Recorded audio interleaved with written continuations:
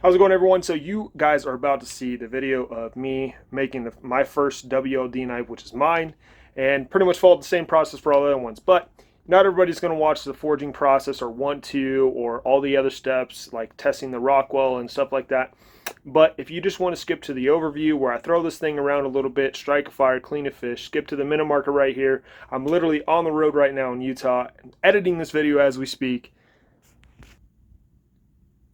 But hey, if you're somebody that appreciates the art of editing or the magic where it goes to editing, creating, making it more of a living thing, please enjoy the intro and the following video. My name is Nathaniel Wenger. Born in Ohio, raised in Colorado. Being a bladesmith for 7 years, I can tell you, I'm not trying to reinvent the wheel here, but I'm chasing quality products for the end user and or for custom orders for my clients that make sense to what they're trying to use it for. In the time of bladesmithing, I've learned that 90% on the anvil means 90% less time on the grinder. Everything is hypothetical until sharpened and then sheathed. And if I truly want something unique and quality, handmade is the way to do it. Welcome, Colorado Custom Leather and Blades. Hey y'all, welcome to a quick video on the WLD series. Well, it's really the Wild series. This is a two-part right now. I've been in development of the first part, which is the WLD knife, water, land, and dressing. And I'm going to do a little bit of work and talk at the same time. So I'm forging 6 knives. They may not be identical, but they're going to be close to similarity, and I'll show you what that means here in a second. A lot of that has to do with just figuring out how I want to make my cuts before I forge out the profiles, do the bevels and all that fun stuff. So the WLD knife, let's go ahead and just show you one here. This one is mine, okay? And I'll show you the drawing here real quick. So this is all the knives that I forged out and heat treated last week. We got some pocket Zashis and some WLD knives. So this is the one that I went with design-wise, specific for these three purposes. Well, the rule is 2 is 1, 1 is none. So this is a two-part series. I'm still in development of the S series, which is going to be the bigger bushcraft knife. But it's not. I'm not trying to reinvent the wheel. I'm trying to make things that make sense. Like everything to its finish is going to make sense. So this is the first ever WLD knife. This one's going to be mine. I'm going to be testing with it.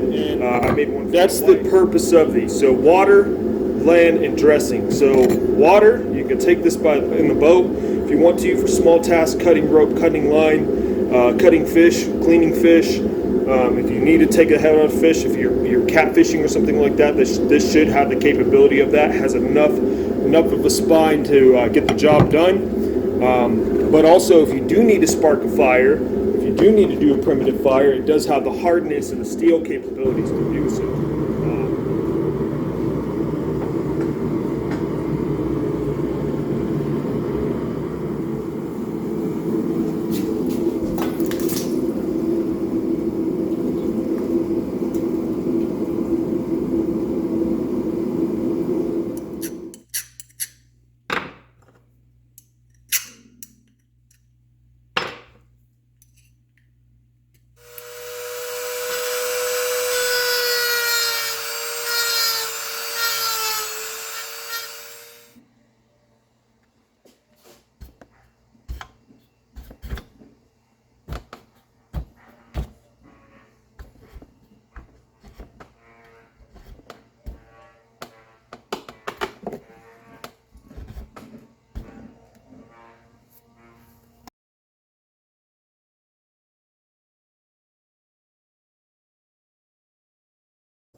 How's it going, y'all?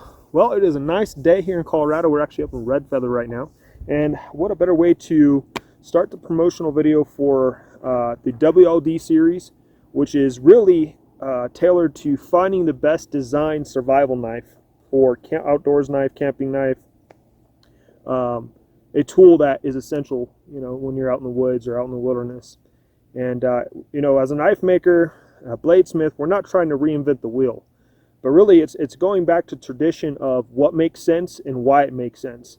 and it's staying on track with that, making things affordable for the end user, but also having a quality tool for you to bring out in the field. So with that being said, this is the outside that you're seeing of the first ever forged WLD knife series that I've done. And I'm going to talk about the design, why I chose the color sheath, and it's some principles I learned from some other people, giving credit where credit's due, but I'll talk about that here in a second. But you may see on the website, if you follow the link to watch the video to learn more about the water, land, and dressing knife, which is the first of the WLD series, as you may have heard in my other videos, but if not, you're hearing it now. This is a two-part series knife. This is the first. This is for everything water-wise, cleaning fish, cutting fishing line, cutting paracord, rope, whatever it might be, being able to clean fish, small game. This is supposed to be that knife that you go to. It can strike fire. It does have a hard enough spine to do so. It is capable of doing those things. But without further ado, let's go ahead and pop the knife out. Now, again, you may see a little bit of difference here from what you see on the website, what you might see in Etsy, what you might see in other YouTube videos of this series. Again, this is the first ever forged. The other ones that I have forged, I've seen the progression on this makes more sense and so forth, but it's following the concept of why. So let me go ahead and pop this guy out here. You'll see that this thing does not fall out at all. I can shake it like this, it's not coming out. In fact, I would say that I probably need to loosen this up a little bit because it's in there pretty good, and that's what you want. So let me give you a close-up here, and we'll move forward. Okay, y'all. This is a close-up of the first ever WLD. Out of the 29 that I forged, you're obviously going to see a difference. So this is the first prototype. My wife got the second one, and as I was forging out the first 29, different things came into mind, and also how to get an 80% accuracy on the look of them. Some will be different, and that's okay, and I'll talk about that here in a little bit because everybody's hand is different.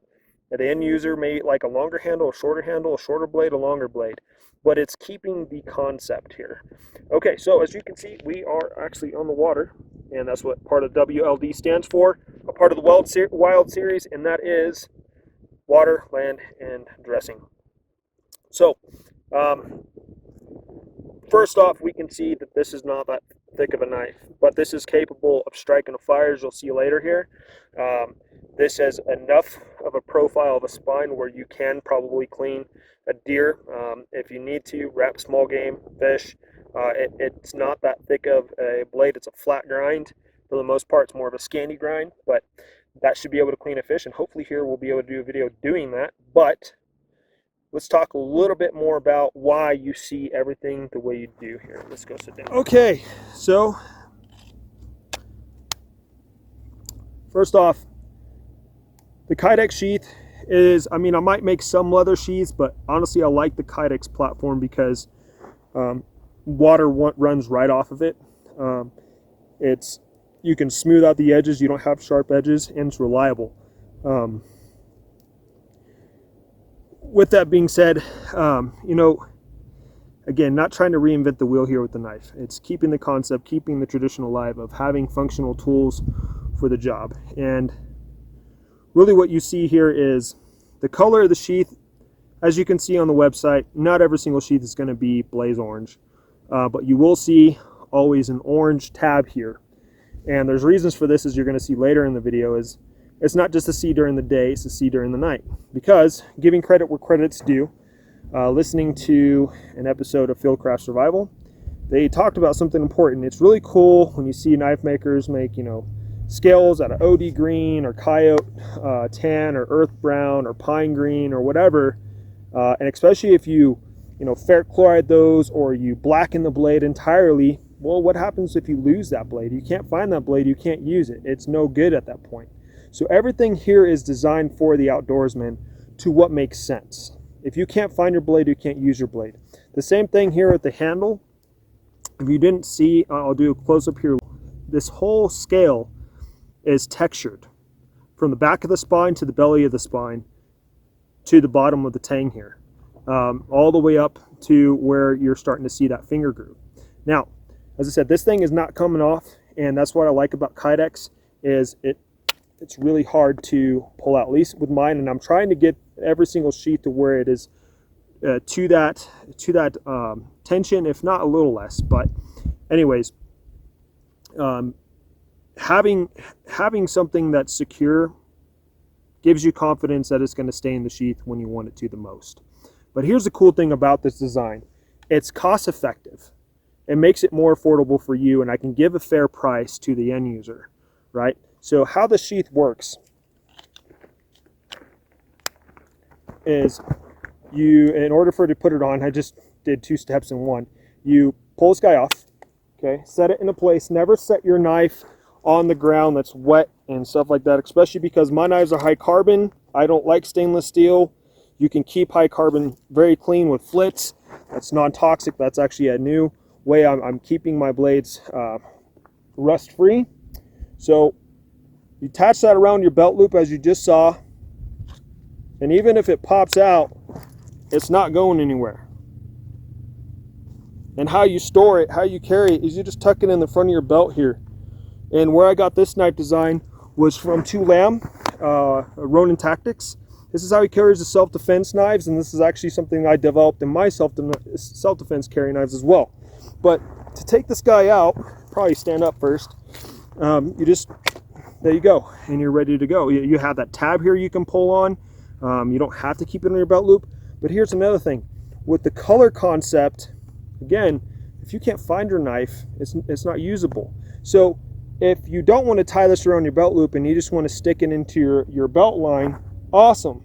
What happens if you lose it though, and you have a pine green or an OD green or an earth brown or something like that, and you can't find your knife? Well, that's why you have the backup of this type of sheath. So let's go try to find that. All right, so let's say you're hunting, fishing, hiking, whatever it is, and you chose not to secure it to your body, your person, your pack, or whatever. Let's see if you can find it. I know where it is. Let's see if you guys can.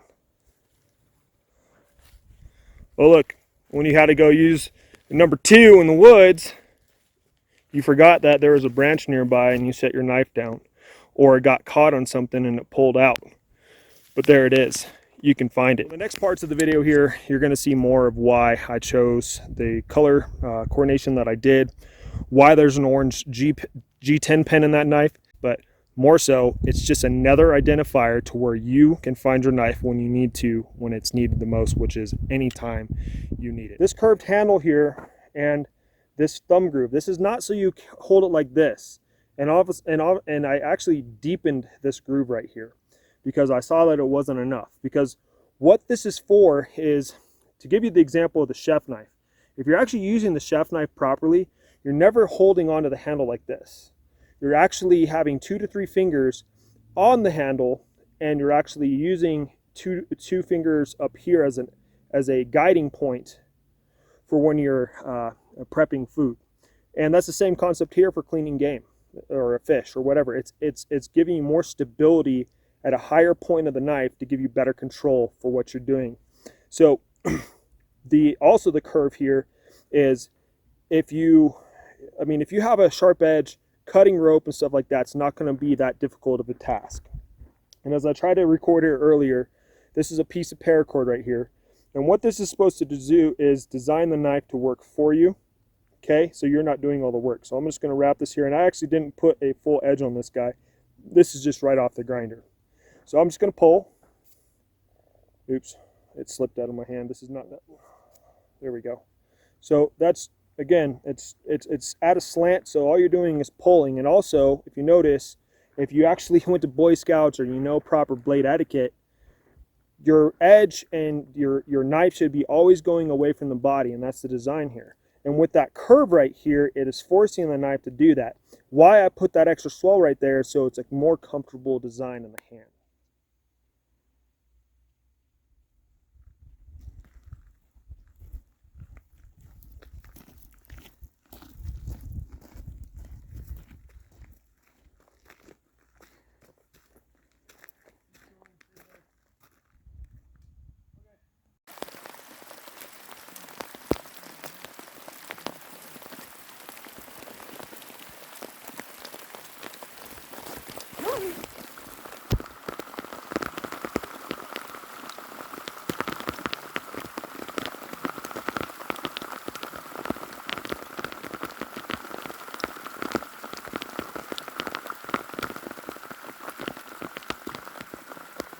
tell you right now, I'm really glad that I textured my handle the way that I did. It's been a while since I've cleaned a fish, sadly to say. Tried to change that. Shuck his skin off, but gutted pretty much just fine. It's just haven't done this in too long of a time. Been up catching trout or anything really worth keeping. And yeah, but so far, after I get this skin checked,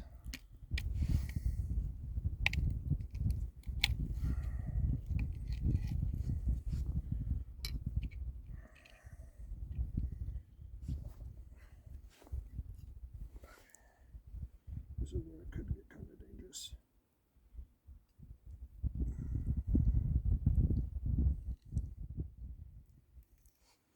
All right, guys, let's try to make a fire here. I'm gonna do some magnesium shavings, and we'll see if we can take the WLD and get some heat tonight to enjoy outside with.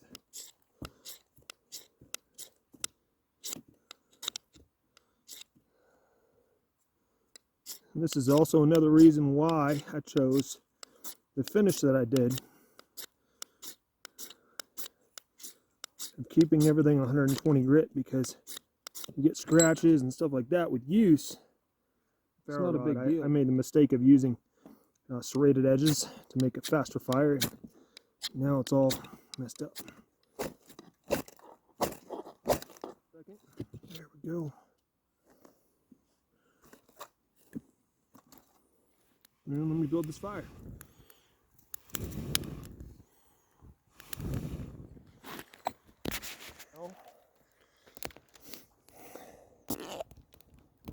Have a beer.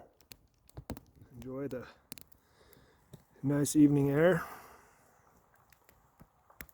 And the air. Let's see if we can find the WLD if it was just stuck in the backpack somewhere, and let's say you broke your flashlight or something, but you do have a fire going.